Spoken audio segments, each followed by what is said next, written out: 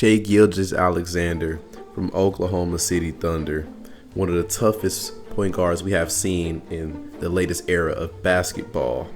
But he has a competitor, Nikola Jokić, one of the greatest big men ever to play the game, also one of the best passers as well.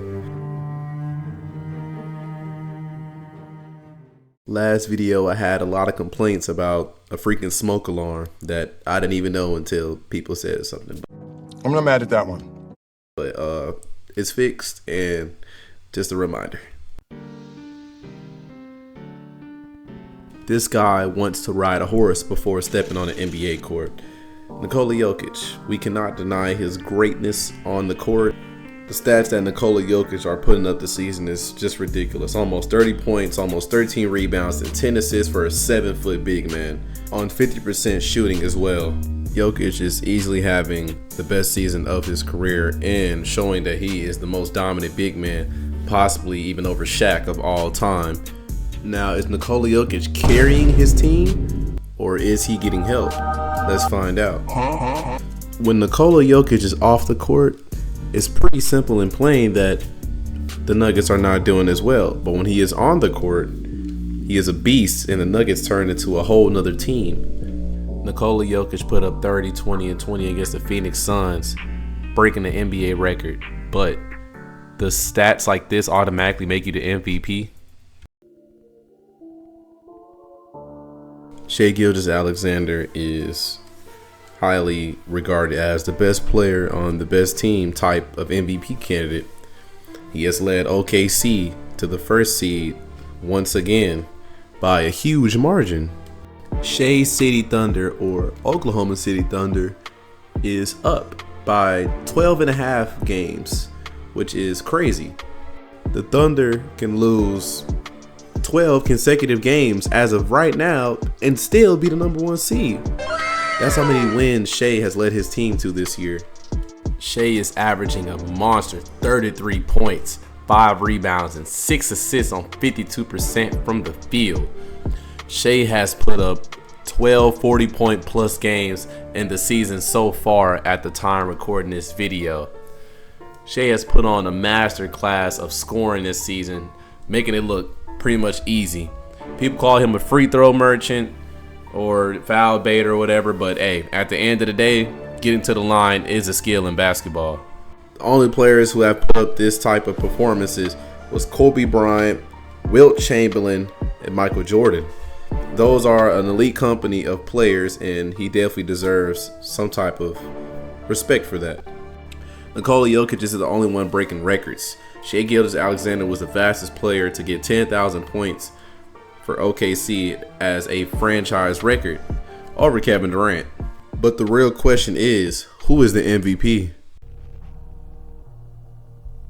Now, there's 3 things that I like to base my MVP off of: individual stats, team success, and narrative.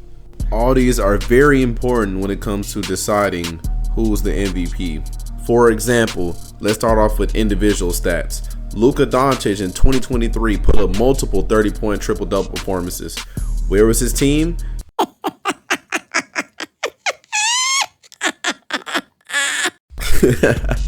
Nah, for real though. Team success is being the best player on the best team more important than individual greatness. In some cases, yes. In some cases, no. For example, in 2015, when Stephen Curry won MVP, he led the Warriors to a 67-15 record. He was the best player on the best team, but he did not have the best individual statistical season like James Harden did, putting up 27, 7, and 5. Last but not least, we have narrative. Narrative is very important when it comes to MVPs because it shows how the storyline progresses. For example, in 2017, Russell Westbrook, coming out after losing in the playoffs to the Golden State Warriors in 2016, just a bummer, man. But he came back 2017, averaged a 30-point triple-double, something that we've never been seen in a while since Oscar Robertson, and just put up one of the greatest statistical seasons ever. Now that we know what the criteria is for the MVP and the descriptions, the individual stats, team success, and narrative, let's compare these two MVPs. On one side of the race, we have Nikola Jokić. And I'm not talking about him racing on horses. Nikola Jokić is probably one of the best big men in the last couple of decades of basketball, showing us how dominant he could be. He's a walking 30, 10, and 10, has led his team to multiple playoff runs, and also a champion. On the right side of the MVP race, we have Shai Gilgeous-Alexander, one of the most craftiest point guards in our era, in our time, putting up numbers equal to Michael Jordan himself, one of the greatest players to ever play the game. Offensively and defensively, Shai Gilgeous-Alexander is doing it on the court while winning by a margin. Nikola Jokić is beating Shai in rebounds, assists, field goal percentage, and three-point percentage, while Shai is beating Jokić in points and blocks. But that doesn't tell the whole story, because Nikola Jokić is 13 games away from Shai Gilgeous-Alexander. But this is what I think. Is Nikola Jokić the best player in this league? Yes. Is he the MVP? No.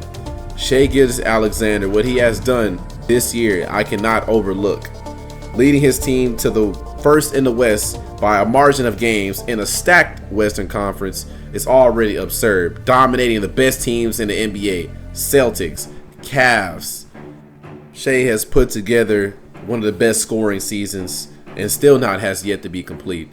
30 points, 40 points, 50 points. Make it look easy.